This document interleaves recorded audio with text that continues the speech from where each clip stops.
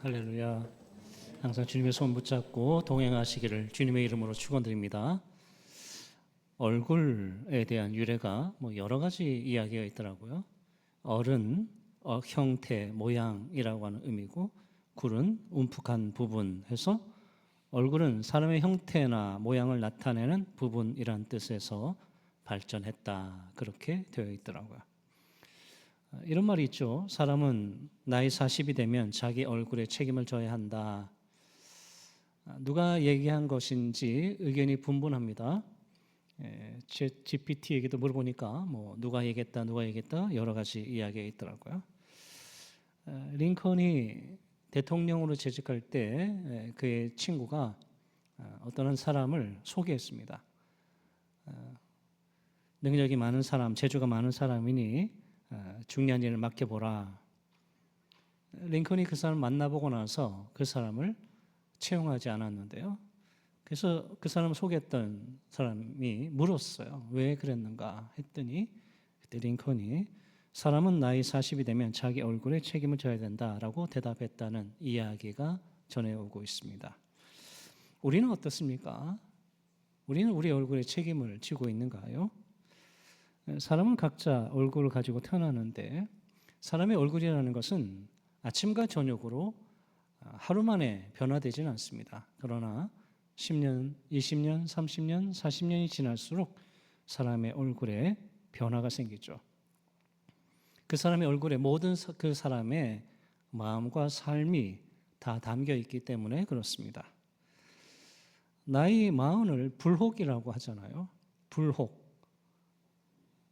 미혹이 없다. 세상의 미혹에 넘어가지 않는다. 자신의 가치관이나 방향성이 분명하게 정립되는 시기다. 그런 말인데 정말 그렇습니까? 나이 40이 넘어서 정말 인생의 전성기에서 우리를 미혹하는 것이 얼마나 많이 있습니까? 나이 40이 넘는다고 해서 인생의 가치나 방향성이 굳건하게 정립이 되던가요? 불혹. 아직 40이 되지 않은 사람은 앞으로 어떤 얼굴을 하게 될 것인가? 40이 넘은 사람들은 지금 나는 어떤 얼굴을 하고 있는가 생각해 볼 필요가 있죠. 교회력. 교회력이라고 하는 것은 교회의 달력 혹은 예배력이라고 합니다. 교회력의 핵심은 예수 그리스도입니다. 예수 그리스도의 생애, 고난과 부활에 관한 것을 기념하는 것이 교회력입니다. 오늘은 교회력으로 주님의 산상변모 주일입니다. 주님의 산상변모 주일. 예수님께서 베드로와 야고보와 요한을 데리고 산 위에 올라가셨을 때 예수님의 얼굴이 해처럼 빛나고 옷은 빛과 같이 희게 된 것을 기념하는 주일입니다. 이번 수요일 3월 5일 참회의 수요일이고 참회의 수요일부터 4월 20일 부활절까지 40일 동안 사순절을 보내게 됩니다. 절기마다 교회력을 상징하는 색상이 다른데요. 주님의 산상변모주일은 어떤 색깔일까요? 흰색이죠.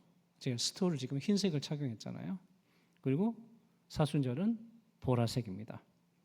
그런 색상으로도 교회력을 잘 지키라고 하는 신앙 교육적인 차원에서 그렇게 정해놓은 거죠.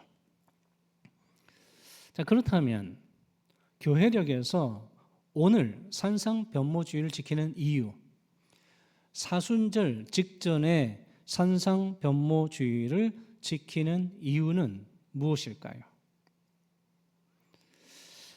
모세가 하나님의 부르심을 받아서 시내산에 첫 번째 올라갔을 때 하나님의 영광이 산 위에 머무르고 구름이 산을 가렸습니다.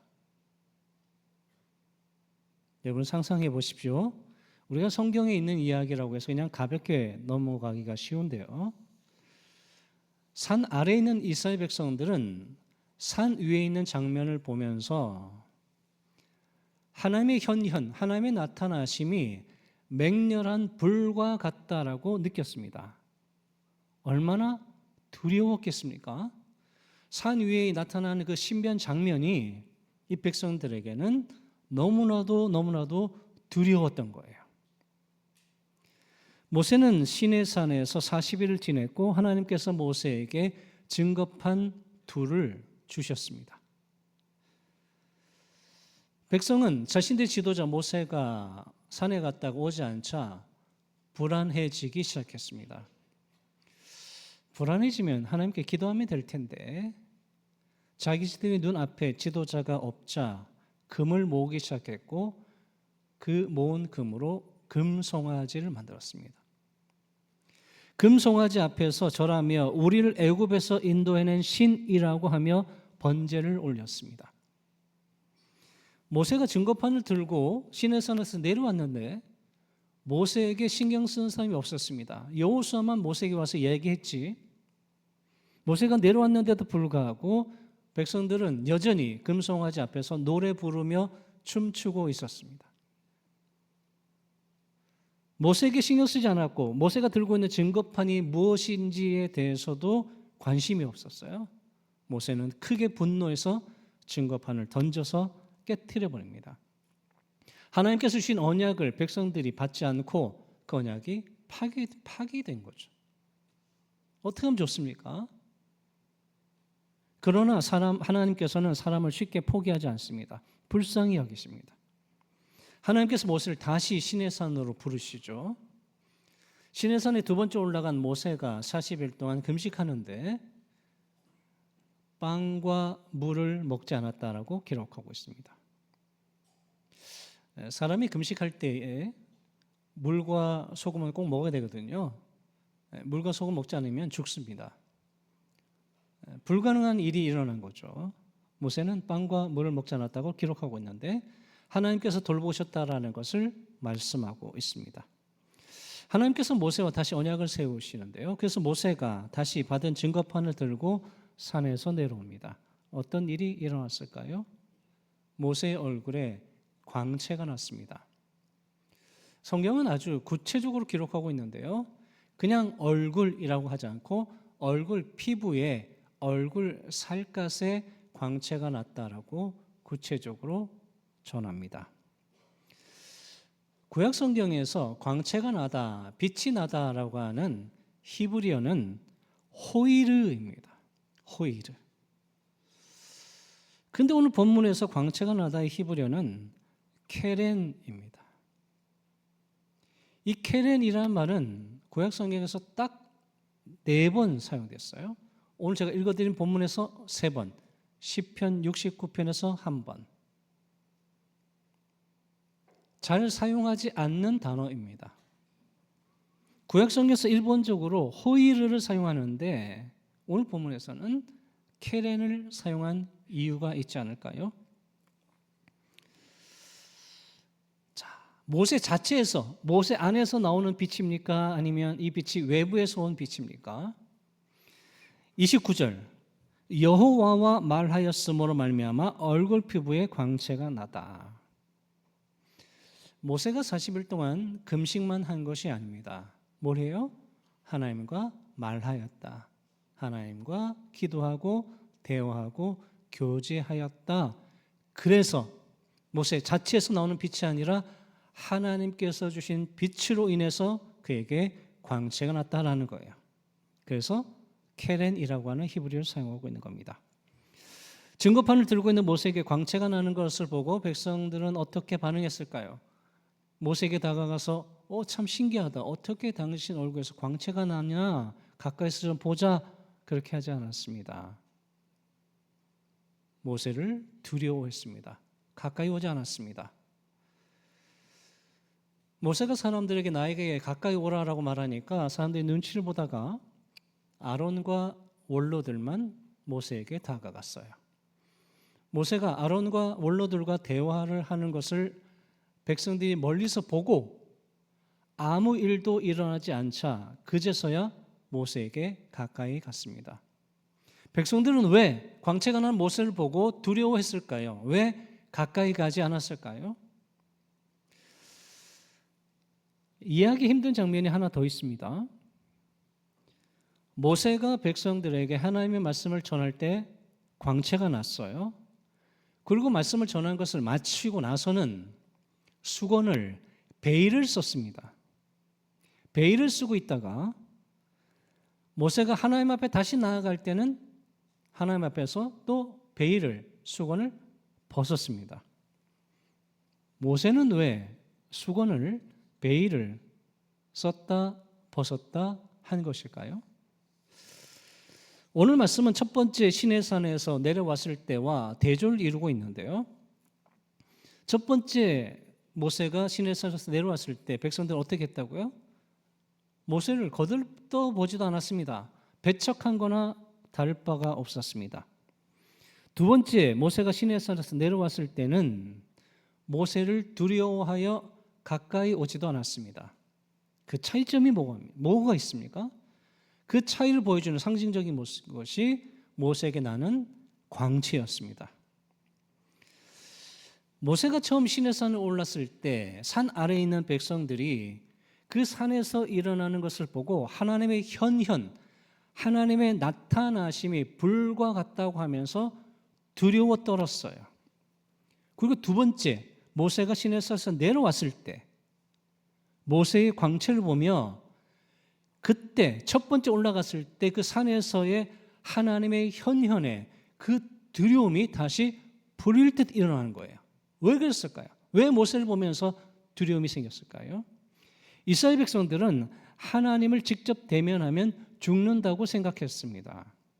그러니까 하나님의 현현 나타나심은 두려운 일이었거든요. 멀리서 산을 보고도 두려워했던 이들이 모세의 얼굴에 광채가 나는 것을 보고 이것은 하나님의 현현과 관련이 있다고 생각해서 두려워했고 가까이 가지 않았던 겁니다. 모세의 얼굴 피부의 광채는 하나님이 주신 빛입니다. 하나님과 친밀한 교제 후에 하나님께서 주신 빛입니다.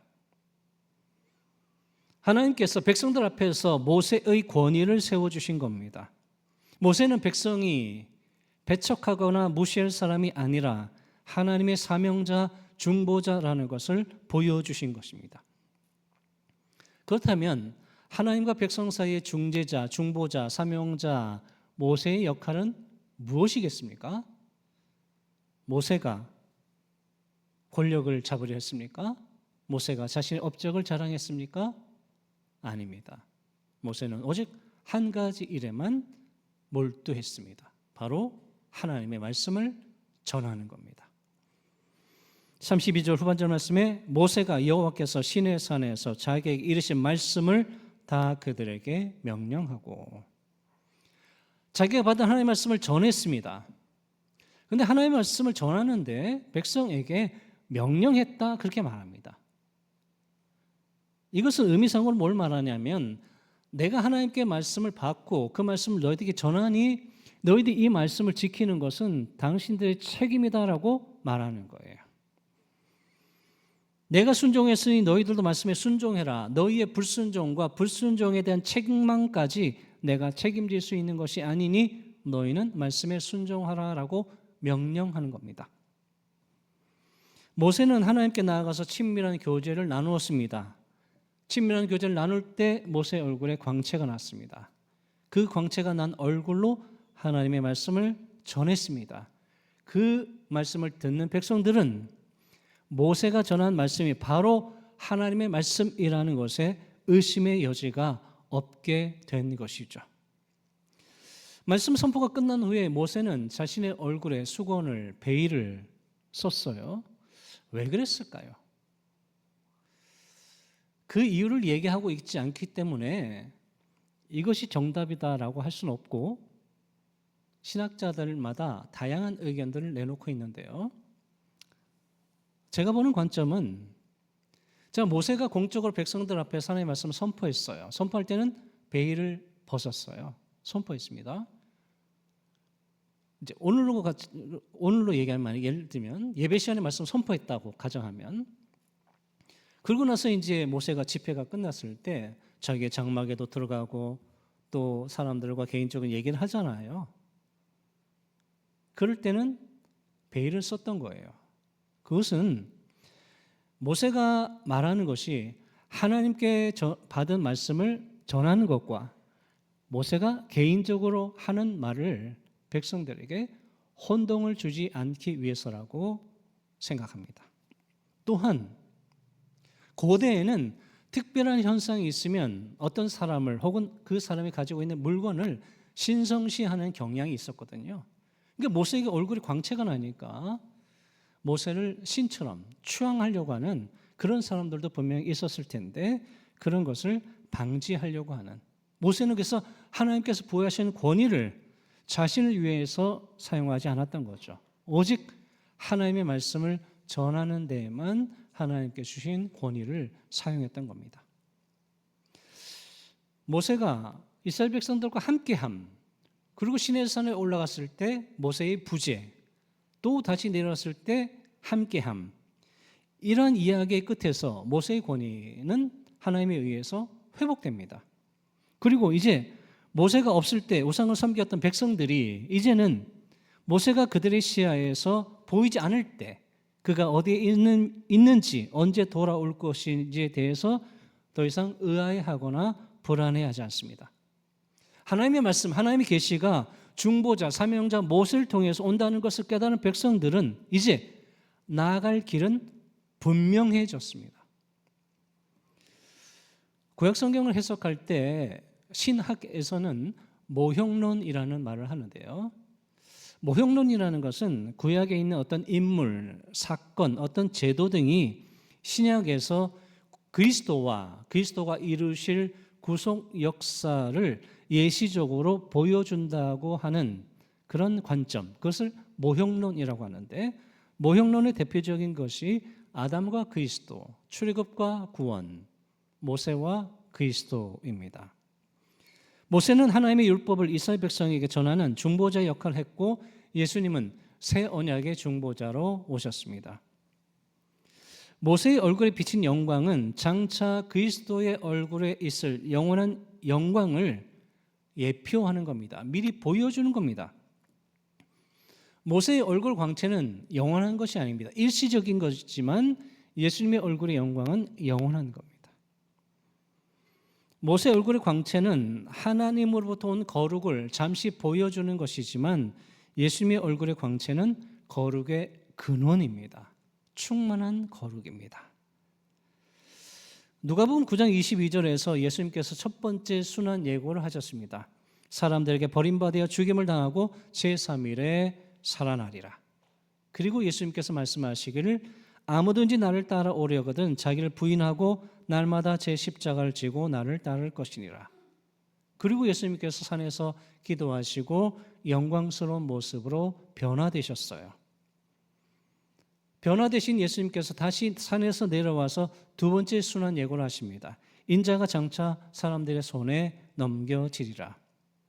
첫 번째 순환 예고와 두 번째 순환 예고 사이에 예수님께서 산에서 변화되시는데, 주님께서 영광스러운 모습으로 변화되신 것은 무엇을 알려주는 걸까요? 하나는 예수님이 어떤 분이신지를 알려주는 것이고, 하나는 제자들이 걸어가야 할 길을 알려주시는 겁니다. 그래서 오늘 교회력에서 사순절 직전에 주님의 산상변모주의를 지키는 것은 성도들이, 제자들이 예수님이 어떤 분인지를 알아야 되고 성도들이 어떤 길을 걸어가야 할지를 묵상하고 결단하는 시간이라는 겁니다. 오늘 말씀은 이스라엘 백성이 금송아지를 만들어서 섬겼던 죄의 비참한 결과를 역전시켜 버립니다.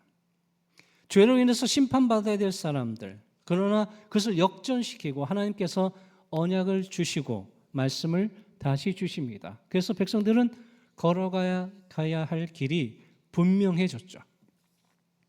주님께서 십자가 고난 받으심은 사람의 죄의 비참한 결과를 역전시켜 버립니다. 그 은혜를 받은 제자가, 성도가 걸어가야 할 길은 분명하죠. 우리는 바른 길로 걸어가고 있는가? 우리는 하나님의 거룩한 빛이 우리에게 임하고 있는가? 하나님의 빛을 받아서 그 빛을 우리는 반사하고 있는가 생각해 봐야 합니다. 누군가는 기독교는 변화의 종교라고 말했습니다. 우리는 예수 믿음으로 말미암아 변화되고 있습니까? 성숙되고 있습니까? 요즘 성격 검사나 기질 검사를 하는 것이 젊은 사람들에게 유행이라고 제가 말씀드렸죠. 근데 그런 검사와 관련된 자격증이 있는 전문가가 하는 말이 사람의 성격이나 기질은 변하지 않는다, 그렇게 말하더라고요. 그런데 제가 최근에 어떤 사람의 간증을 들었는데, 직접 들은 겁니다. 50대의 남자인데요. 그가 어렸을 때, 초등학교, 중고등학교 때 너무나도 내성적이고 너무나도 소심했대요. 초등학교 때 점심시간에 친구들하고 어울리지 못하고 저 운동장 한쪽 구석에서 그냥 가만히 있었다는 거예요. 청년이 되었습니다. 청년이 되어서 기도원에 가서 열심히 기도하는데 정말 특별한 체험을 한 거예요. 사람의 말로는 형용할 수 없는 체험을 한 거예요. 그 체험을 하면서 기도 중에 정말 이루 말할 수 없는 평안이 마음속에 찾아오고 모든 세상의 것들이 아름답게 보이는 그런 경험을 한 겁니다. 기도하면서 가족 간의 관계에서도 회개가 나오고 이웃과의 관계에서도 회개가 나오는데 어떤 특정한 사람을 원망했던 마음이 사라지면서 그 사람을 원망하는 것이 아니라 내가 과연 무엇을 했나라고 회개가 나왔다는 거예요. 그러한 체험 이후에 본인이 바뀌었다는 거예요. 성격도 바뀌고 기질도 바뀌고 삶도 바뀌고 신앙도 바뀌고. 저는 나이 들어서 그 사람을 만났기 때문에 과거에 그런 얘기를 하니까 전혀 믿겨지지가 않아요. 내성적이다, 소심하다, 전혀 그런 모습이 없거든요. 그런 간증을 최근에 하는 걸 들었습니다. 바울은 디모데전서 4장 5절에서 말하기를 하나님의 말씀과 기도로 거룩하여 짐이라. 하나님의 말씀과 기도로 거룩하여 짐이라. 여러분 믿습니까? 말씀과 기도로 하나님과 교제하면 성도는 변화되는 거예요. 다른 사람 탓을 하지 않고 자신의 부족한 모습을 회개하게 되는 겁니다. 하나님께서 부여하신 거룩한 모습이 드러나는 거죠. 얼굴에 삶의 빛이 나타나게 되어 있습니다. 우리 교회에서 월요일마다 월요일 저녁에 직장인 성경 공부 모임이 있는데요. 우리 교인들이 아니에요. 또 한 직장에 다니는 사람들도 아니고 한 교회 다니는 사람들도 아니에요. 양재역 주변에 있는 여러 직장인들, 여러 교회 다니는 사람들이 월요일 저녁에 예배드리고 성경 공부하는 거예요. 그러니까 각각의 직장에서 어떻게 하면 참된 그리스도를 살아갈 수 있을지를 본인들이 고민하고 말씀을 나누는 그런 모임이에요. 몇 년 전에 다른 교회에서 하다가 그 교회에서 더 이상 모임할 수가 없게 돼서 저희 교회에 이제 요청을 해가지고 저희가 이제 장소를 빌려드리고 있는데 몇 년 전에 그 직장인 성경부 다니는 한 사람이 다른 한 사람을 데리고 저희 교회 와서 예배를 드렸습니다. 예배를 드리고 나서 저를 만났는데 그 직장인 성경 공부에 참여하는 그 사람이 뭐라고 얘기했냐면 옆에 있는 이 청년이 우리 회사에 다니는 사람인데 교회 한 번도 안 다닌 사람이고 제가 전도했습니다. 오므리교회 다녀도 되겠습니까? 그래요. 그래서 당신이 전도했는데 어떻게 우리 오므리교회로 인도했느냐 물었더니 그 전도한 사람은 직장은 이 근처지만 자기가 다니는 교회는 성남이라는 거예요. 그리고 전도하는 청년은 집이 우리 교회랑 가깝지 성남까지 오기는 너무 멀다는 거죠. 그래서 초신자에게 성남까지 오게 하기보다는 가까운 오므리교회 다니는 것이 좋다고 생각해서 데려왔습니다. 그래요. 그래서 등록을 했어요. 1년이 지나고 세례를 받았습니다. 또 1년이 지나서 서리 집사가 되었습니다. 교회학교 교사로 봉사합니다. 얼마 전에는 자기의 직장 동료를 또 전도해 왔습니다. 이 전도를 받은 남 집사라고 하는 사람, 우리에게 처음 왔을 때 제가 물었어요. 당신이 교회를 다닌 적이 한 번도 없다고 하는데 지금 이제 30살이 넘어가지고 어떻게 쉽게 교회에 나오게 되었느냐라고 물었더니 하는 말이, 자기를 전도했던 그 사람이 회사에서 자기 팀의 팀장이라는 거예요. 근데 그 팀장은 작년의 팀장하고 다르다는 거예요. 예수 믿는 팀장, 다른 사람과 전혀 다른 팀장, 그 사람이 믿는 예수라면 자기도 한번 예수 믿어보겠다고 해서 나왔다는 거예요. 전도의 어떤 말, 교회 가자, 그 말이 아니라 그 팀장의 삶의 모습을 보고 나왔다라고 얘기하는 거예요. 그 팀장은 바로 얼굴에 광채가 나는 사람이죠.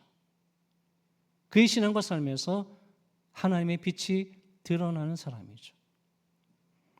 모세는 하나님의 말씀을 전하고 백성들에게 명령했습니다. 하나님의 말씀에 순종하는 것은 이제 당신들 책임이다라고 얘기하는 거예요. 내가 당신들까지 다 책임질 수 없다. 당신들 스스로 하나님의 말씀에 순종하라. 성도는 자기 얼굴에 책임을 져야 하는 겁니다. 우리 얼굴에 하나님이 부여하신 빛이 드러나고 있습니까? 거룩이 드러나고 있습니까? 사순절을 앞두고 성도가, 제자가 걸어가야 할 길은 분명합니다. 하나님의 말씀에 대한 철저한 순종이고 하나님과 기도로 교제하는 것이고 그 말씀을 사람들에게 전하는 것입니다. 하나님의 말씀과 기도로 거룩해진 성도로서, 광채가 드러난 성도로서 하나님 나라의 여정을 걸어가는 저와 여러분 되시기를 주님의 이름으로 축원드립니다. 기도하겠습니다. 저희를 긍휼히 여기신 하나님, 세상의 것으로부터 미혹을 받고 그 미혹 때문에 얼굴에 빛이 드러나지 않는 사람을 여전히 사랑하시고 포기하지 않으신 하나님, 여전히 말씀을 주시는 하나님, 저희가 다시금 결단하게 하시니 감사를 드립니다. 하나님과 말씀과 기도로 교제하게 하시고 하나님의 거룩함을 신앙과 삶에서 드러나게 하옵소서. 그리하여서 복음을 드러내는 주님의 참된 제자가 되게 하옵소서. 예수님의 이름으로 기도하옵나이다. 아멘.